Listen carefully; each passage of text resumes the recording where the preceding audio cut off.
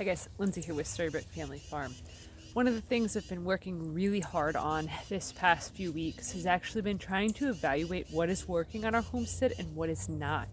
I think that's something very important and valuable that a lot of people should do in their lives in general, whether you are homesteading or not, is to just periodically look in areas of your life to see where your energy is going and if it's giving you anything back, and what basically needs to be cut out and what can stay. In saying that, there's been a lot of big, difficult discussions that Tracy and I have had about different animals, which, the goats are definitely staying. I care about them far too much to let them go at any point in the near future. I'm just filming back here because, well, where I was at.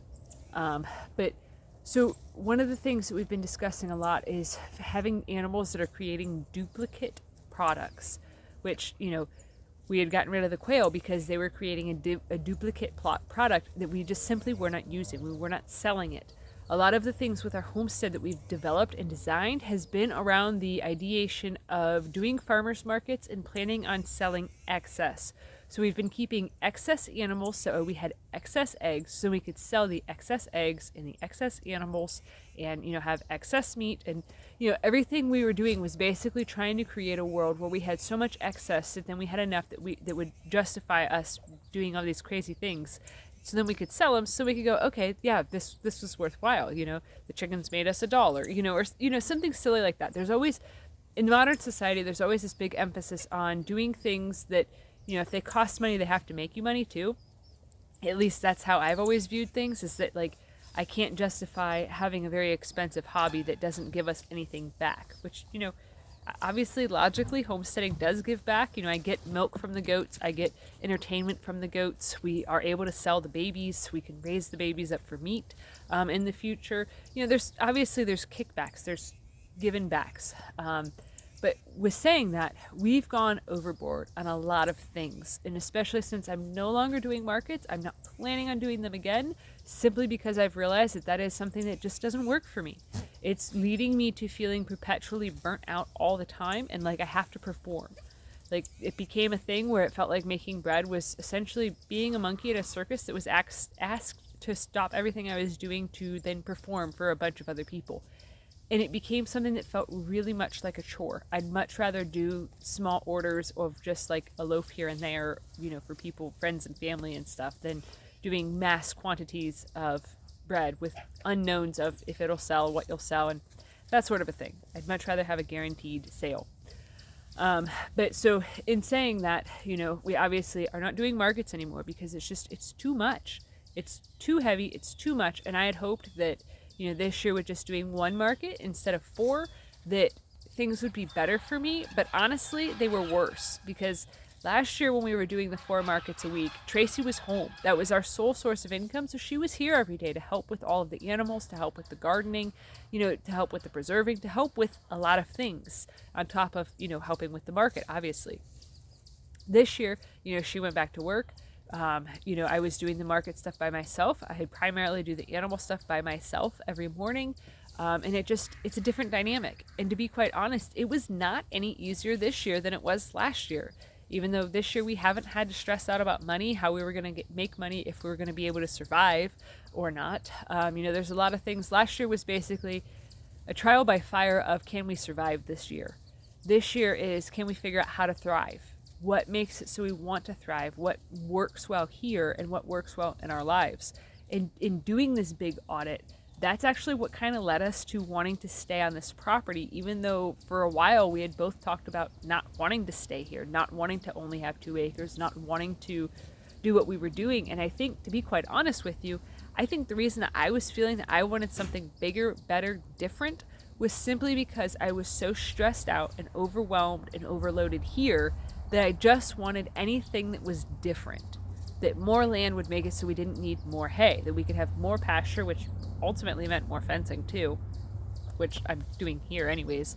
It just, in my mind, there was always this magical place that I could go to that was going to have a bigger barn, so it'd be a better setup.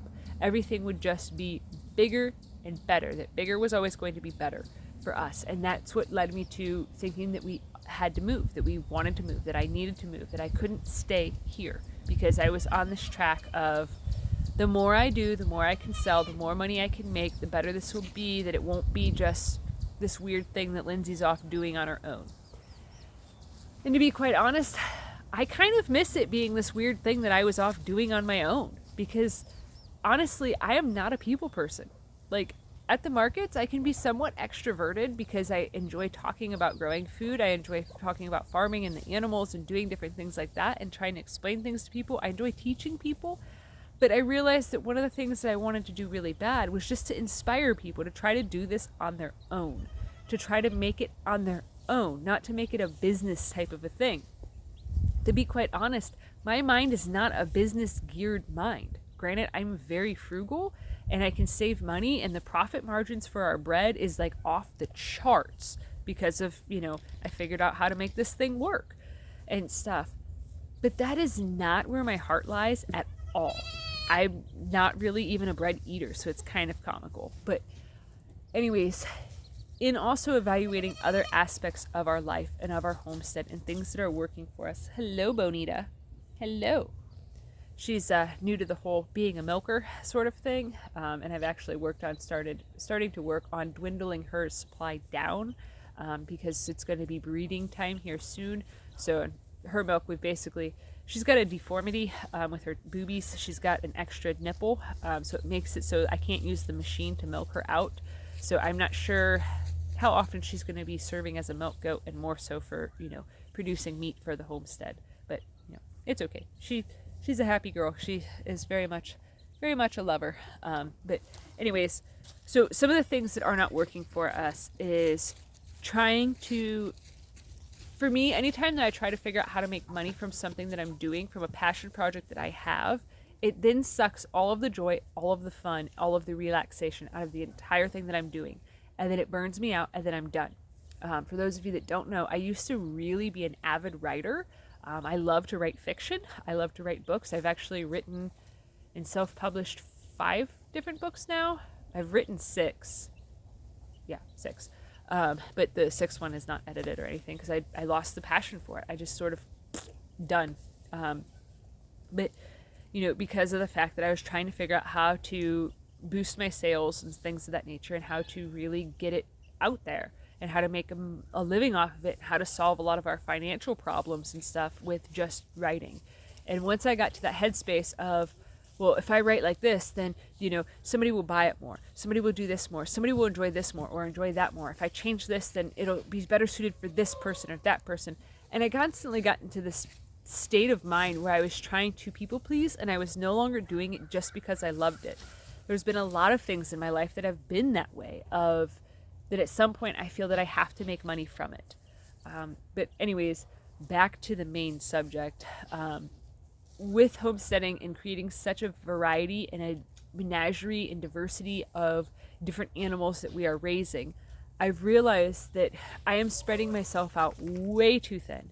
And that some of the animals that we have, like when we had the quail, we got rid of them because we realized they were a duplicate product maker. The turkeys are another one of those things. And to be quite honest, when we butchered the turkeys, we were not very pleased with how the process went. They were actually quite difficult to process. The geese were easier to process than the turkeys were because the turkeys take so long to grow up that they have like legitimate feathers, and it was a really physically difficult process and project. So those are something that we're actually going to be getting out of raising. The other thing that we might get out of raising, if you hear weird noises, that's Wilbur. He's trying to call at the ladies and tell them that he misses them. But the other thing that's a duplicate product that we are raising is also the geese. The goose meat tastes very similar to duck meat. We currently have enough ducks to provide the entire road with eggs, but we don't have buyers lined up. So we have to work on downsizing our duck flock because we cannot eat the amount of eggs that we're getting just specifically from the ducks. And mind you, we also have a lot of chickens that are also laying eggs that we can't find buyers for. Where we live at, the market is very much oversaturated with egg buyers or egg producers. And because it's super saturated, people are selling the eggs for dirt cheap. So for us, it would barely cover the cost of cartons if we were to sell our duck eggs at a comparable price that other people are selling theirs for. So it really doesn't make any logical sense to sell them at ridiculously cheap prices when it's not even going to come close to covering our cost of one day of feeding the ducks. But so it's kind of hard to make these difficult decisions, but in the same process, I understand too that I need to reclaim a lot more of my time, a lot more of my energy, because as it's been right now, I've been basically running on fumes for the past like 2 years of just barely having enough energy to just barely get through the day. And I was telling Tracy yesterday that it feels almost as though every day I'm just trying to get through the day, especially since time changes happen, because I have a lot less daylight hours now, and also it's obviously getting into winter, so, don't have as much sunlight.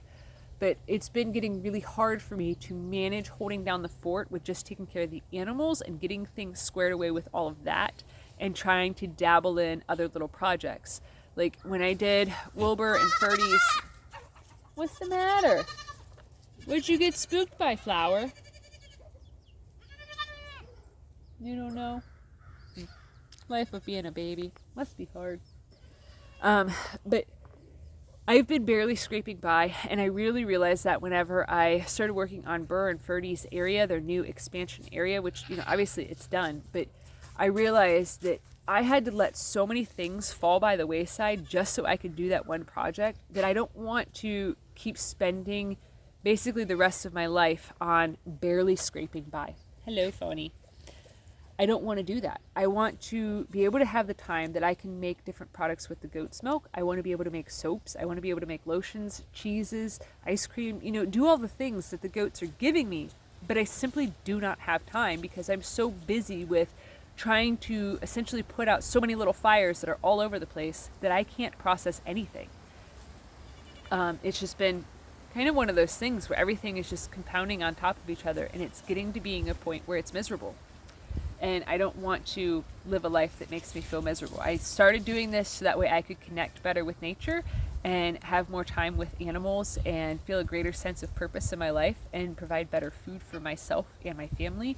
And as it's been lately, it's just been a very big source of exhaustion, which obviously we're at the end of the summer, fall time, harvest is pretty well done and stuff. I think that a lot of people at this point of the year kind of feel the same way too, but things have to change. We can't keep going on with the way that things have been. That's part of also why we started working on fencing in the hillside. So then that way the goats have more space, so they will eat less hay, eat less feed, eat less grain. Everything will be cheaper. Which the grain thing, I know people are going to tell me that the goats don't technically need grain, but when you have mamas and milk, they need grain. So, the more that they can eat on the pasture, the much better off we're going to be. But the other thing too is, it's really hard on our land to have as many animals as we've been having. So a big cull needs to happen. Hello, Mama. You are just so pretty. I love the way that she looks, how she's, got all the white on her, and then she's got the dark colored horns and the dark snout. She's so pretty. But yeah, things have been a bit of a challenge, to say the least. So anyways, petting her has made me lose my complete and utter train of thought. This is why I like having animals. I can be upset, I can be stressed out, I can, be going through a million things or grieving or having so many issues, and then, this sweet girl comes up to me and it's just like everything is just gone. My whole entire train of thought, I can't even remember what I was talking about anymore.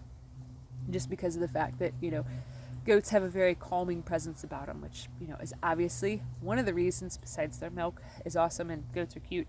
That's one of the biggest reasons too, why they are not anything that we are ever considering getting rid of, because of the fact that they're very much a therapy animal for me. So anyways, I hope this wasn't too jumbled for anybody. I feel like I was kind of all over the place, but it is what it is. That's how my mind works. It always is very scattered and pooled in like 17 million different directions at the same time. So I very much struggle with that. So anyways, thanks for watching. Have a good one, guys.